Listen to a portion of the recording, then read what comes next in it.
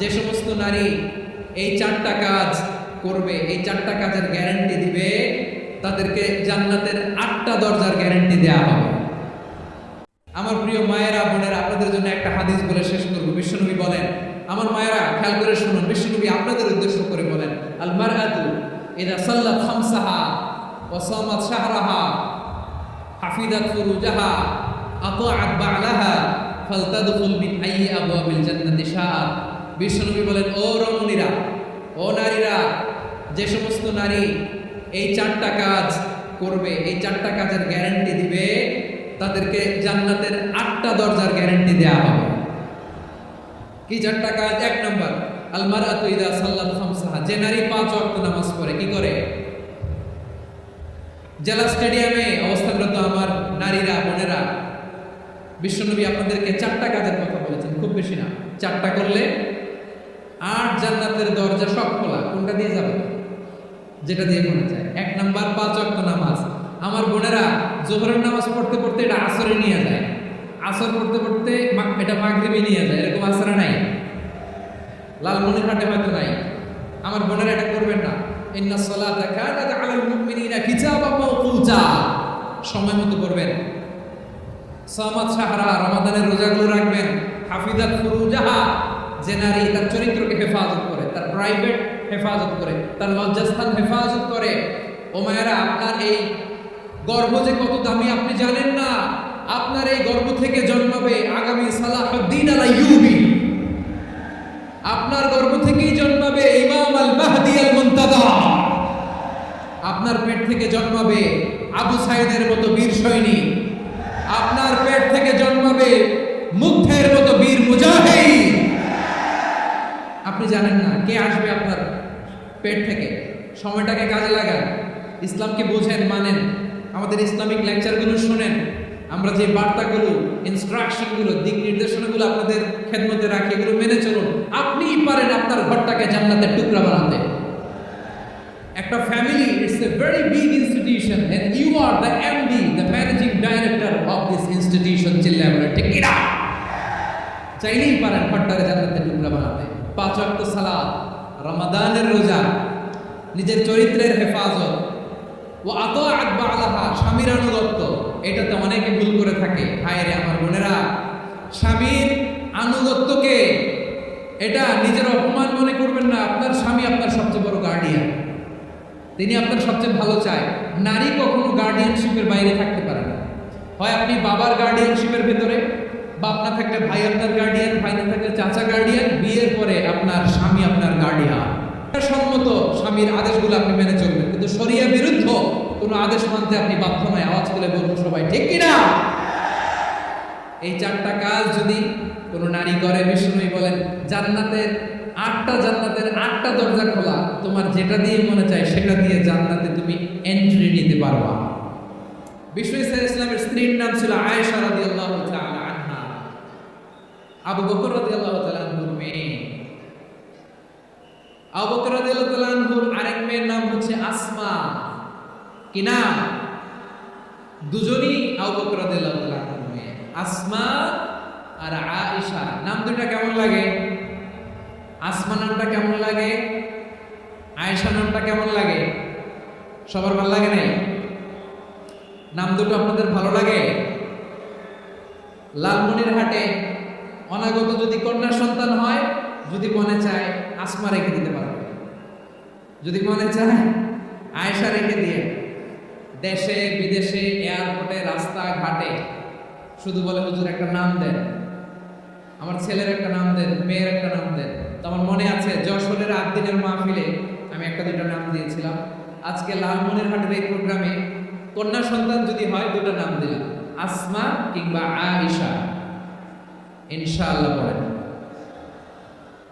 দুজন বোন, এক মায়ের, বাবা এক, মা দুজন। আয়েশা রাদিয়াল্লাহু তাআলা আনহার মায়ের নাম উম্মে রুমান, আর আসমা রাদিয়াল্লাহু তাআলা আনহার মায়ের নাম কুতাইলা বিনতে আব্দুল উজ্জা। আবু বকর রাদিয়াল্লাহু তাআলা আনহু 4টা বিয়ে করেছেন। তো একই ঘটনা ঘটেছে এই ফ্যামিলিতে। আসমা ইসলাম ধর্ম গ্রহণ করে মুসলিমা, কিন্তু তার মা কুতাইলা মুশরিকা।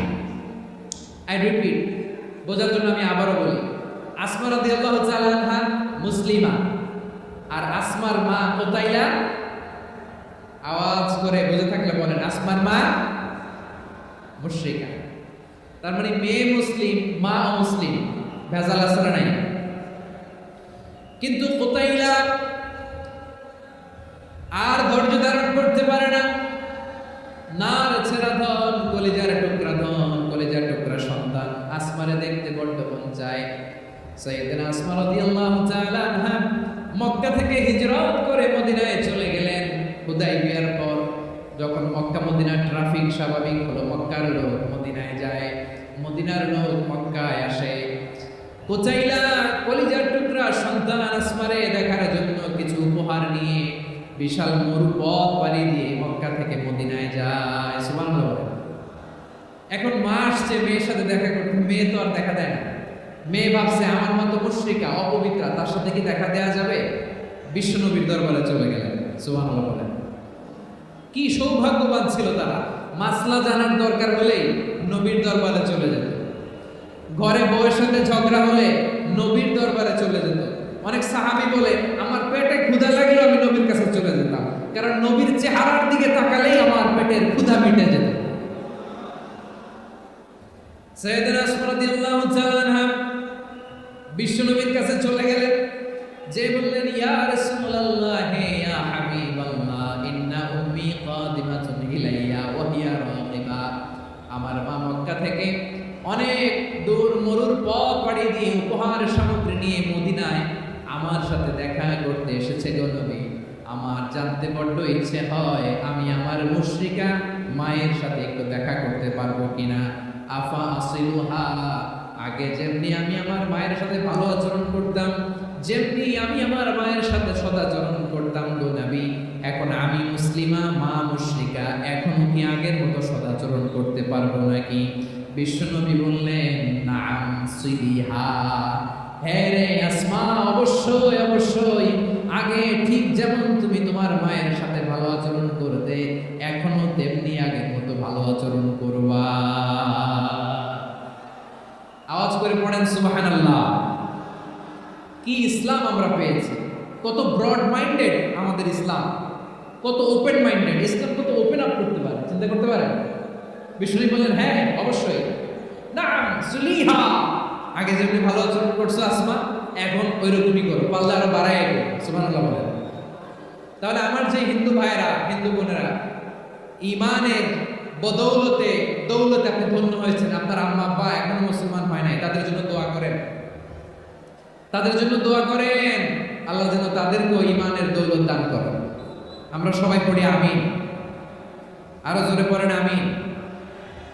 এখন বলেন ইসলাম কি ন্যারো মাইন্ডেড রিলিজিয়ান না ব্রড মাইন্ডেড? লালমনিরহাটের যুবক ভাইরা আওয়াজ করো, ইসলাম কি ন্যারো মাইন্ডেড না ব্রড মাইন্ডেড? কতটা ব্রড মাইন্ডেড দেখেন। আপনি ভাবছেন আপনি নামাজ পড়লে হাজী সাহেব কপালে দাগ ফেলাই দিলে আপনি সেলসেলায় জান্নাতে চলে যাবেন না?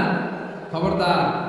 বিশ্বনবী বলেন কোন সংখ্যালঘুর উপর যদি কেউ আক্রমণ করে, তার প্রাপ্য তাকে না দিয়ে যদি তাকে ঠকায়, তার উপর জুলুম করে, তার সম্পদ যদি কেড়ে নেয়, আমি নবী, তুমি মুসলিম হইতে পারো, মুসল্লি হইতে পারো, তার পক্ষে তোমার বিপক্ষে আল্লাহর দরবারে বাদী হয়ে দাঁড়াবে।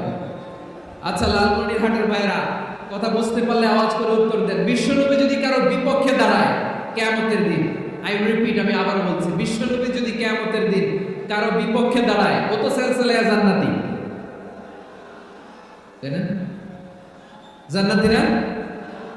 যে নবীর সুপারিশ ছাড়া জান্নাতের গেটও দেখা যাবে না, ওই নবী যদি বলে তোর বিপক্ষে আমি বাদী হয়ে দাঁড়াবো, ওই জান্নাতে আর ঢোকার কোনো সুযোগ আমাদের থাকবে? এখানেই শেষ না আমার প্রিয় লালমনিরহাটের ভাইয়েরা, এখানেই শেষ নয়। বিশ্বনবী বলেন মান কাতালা মুআহাদান, বুখারীর বর্ণনা, মান কাতালা মুআহাদান লাম ইয়ারাহ রাইহাতাল জান্নাহ, কেউ যদি কোন মুসলিম যদি অন্যায়ভাবে কোন সংখ্যালঘুকে হত্যা করে, কোন হিন্দুকে হত্যা করে, কোন বৌদ্ধরে হত্যা করে, অন্যায়ভাবে কোন মুসলিম যদি কোন সংখ্যালঘুরে হত্যা করে, জান্নাতে যাওয়া তো দূরের কথা, ওই মুসলিম জান্নাতের ঘ্রাণও পাবে না। সেই বুখারীর বর্ণনা, মান কাতালা মুআহাদান, লাম ইয়ারা রাইহাতাল জান্নাহ ওয়া ইন্না রিহাহা লা ইউজাদু মিন মাসিরাতি 40 আমা, যে জান্নাতের ঘ্রাণ 40 বছর দূরের রাস্তা থেকেই পাওয়া যায়। সুবহানাল্লাহ। প্রিয় ভাইরা, এখান থেকে জান্নাতে পৌঁছতে লাগবে 40 বছর। এত দূর, কত বছর? সবাই বলেন কত বছর? এখান থেকে জান্নাতে পৌঁছতে লাগবে 40 বছর। এত দূরে থাকতে জান্নাতের ঘ্রাণ আপনার নাকে এসে ধাক্কা মারবে। বিষ্ণুই বলেন, যে ব্যক্তি কোনো সংখ্যালঘুকে হত্যা করে জান্নাতের ঘ্রাণ তো পাবেই, জান্নাতে তো ঢুকতে পারবেই না, জান্নাতের ঘ্রাণও তার নাকে লাগবে না। পড়েন নাউযুবিল্লাহ। তাহলে সংখ্যালঘুদের ব্যাপারে ইসলামে অধিকার দেয়া আছে না নাই? লালমনিরহাটের ভাইয়ের আওয়াজ করে বলেন, আমার সংখ্যালঘু হিন্দু ভাইদের রাইটস, অধিকার আমাদের ইসলামে প্রোটেক্টেড আছে না নাই? এখানেই শেষ না। বিষ্ণু ইসলাম আপনার অমুসলিম প্রতিবেশীর সাথে ভালো আচরণ করতে বলেছে। আমাদের হয় না, এটা মুসলিম পাড়া, ওটা বৌদ্ধ পাড়া, হয় না? অনেক সময় হয় না, এটা আমাদের মুসলিম পাড়া, ওইটা হিন্দু পাড়া, এরকম আছে না নাই? লালমনিরহাটে নাই না? আছে? হিন্দু যদি আপনার প্রতিবেশী হয় কি করবেন? ওরা কষ্ট দিবেন নাকি?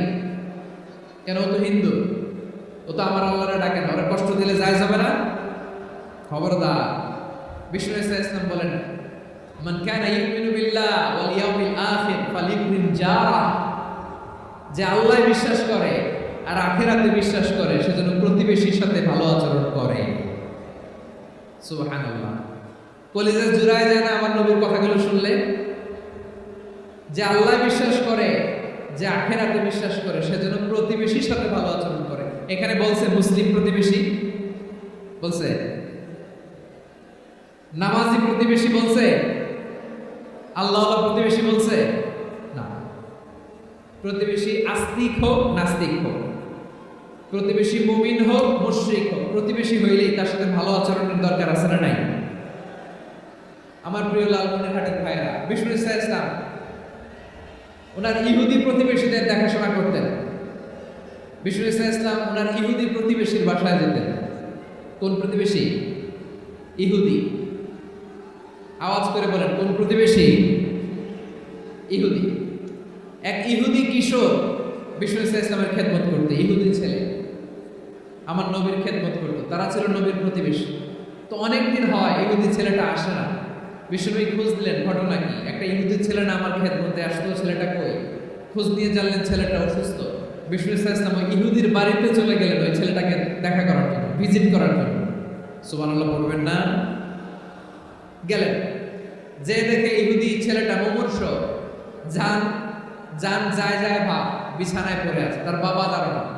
বিশ্বনবী তার মাথার পাশে বসলেন, মাথায় হাত বুলিয়ে দিলেন আর ছেলেটাকে বললেন, আসলিম, হে ইহুদি ছেলে, আসলিম, ইসলাম ধর্ম গ্রহণ করো। তো ছোট্ট ছেলে ভাবে আমরা ইহুদি, এখন ইসলাম ধর্ম গ্রহণ করলে আব্বা যদি বকা দেয়, ফানাযারা ইলা ওয়াজহি আবি, ছেলেটা তার বাবার চেহারার দিকে তাকালো, দেখে আব্বা কি করে। আব্বা যদি বলে তাইলে ইসলাম ধর্ম গ্রহণ করবে। ইহুদি ছেলেটা তার বাবার দিকে যখন তাকালো, ওর বাবা বলে, আতি আবুল কাসিম, আবুল কাসিম যা বলে তাই করো। আবুল কাসিম হচ্ছে বিষ্ণু ইসলামের একটা কুনিয়া, উপনাম। আমার রাসূলের বড় ছেলের নাম ছিল কাসেম। যেমন দেখবেন আমাদের এলাকায় কারো ছেলের বড় ছেলের নাম যদি হয় আব্দুল্লাহ, এরা আব্দুল্লাহর বাপ বলে ডাকে। কারো বড় মেয়ের নাম যদি হয় ফাতেমা, এরা কি ডাকে? ফাতেমার বাপ বলে না? তো বিষ্ণু ইসলামের বড় ছেলের নাম ছিল কাসেম। ইহুদি বাবা বলল, আতি আবুল কাসেম, আবুল কাসেম যা বলে তাই শোনো, মানে মোহাম্মদ যা বলে তাই শোনো। এই কথা শুনে ছেলে সাহস পাইছে। ছেলে এবার পড়তে আরম্ভ করলো, আশহাদু আল্লা ইলাহা ইল্লাল্লাহ ওয়া আশহাদু আন্না মুহাম্মাদার রাসূলুল্লাহ। পড়েন আল্লাহু আকবার। বিশ্বনবীর আহ্বান শুনে ওই আহ্বানে সাড়া দিয়ে ইহুদি ছেলে শাহাদা পড়ে মুসলমান হয়ে গেল। তার হৃদয়টারে ঈমানের নূর দিয়ে আলোকিত করে দিল কে? প্রিয় ভাইরা, এবার রাসূল সাল্লাল্লাহু আলাইহি ওয়াসাল্লাম বের হয়ে আসলেন ঘর থেকে আর বললেন, আলহামদুলিল্লাহিল্লাযী আনকাযাহু মিনান নার, প্রশংসা সে আল্লাহ যে আল্লাহ জাহান্নামে চলে যাচ্ছিল প্রায়, এমন একটা লোককে মুহূর্তের মধ্যে কালেমায়ে শাহাদাতের বদৌলতে জান্নাতি বানায় দিলেন। আওয়াজ করে পড়েন সুবহানাল্লাহ। এই হাদিস থেকে আমরা কি শিখলাম? What is the moral of the story? এক নম্বর স্টোরি হলো, প্রতিবেশী ইহুদি হোক হিন্দু হোক, যাবেন, সুসম্পর্ক রাখবেন, উপহার দিবেন, বিপদে পাশে দাঁড়াবেন। তাইলেই তো আপনাদের প্রতি, মুসলমানদের প্রতি তারা আকৃষ্ট হবে, ঠিক কিনা বলেন?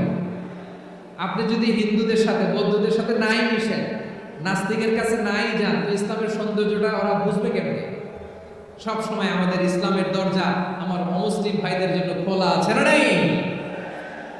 এই হাদিস থেকে দুইটা শিক্ষা। এক নম্বর শিক্ষা, প্রতিবেশী মুসলিম হোক অমুসলিম হোক, যান, অসুস্থ হলে একটু আপেল নিয়ে যান, আঙ্গুর নিয়ে যান, কমলা নিয়ে যান, তাদের সাথে ভালো আচরণ করে। ইসলামের বিউটি দেখে, সৌন্দর্য দেখে অবাক হবে। নসিব ভালো হলে কোনোদিন কালিমা পড়ে মুসলমান হয়ে যাবে, ঠিক কিনা বলেন?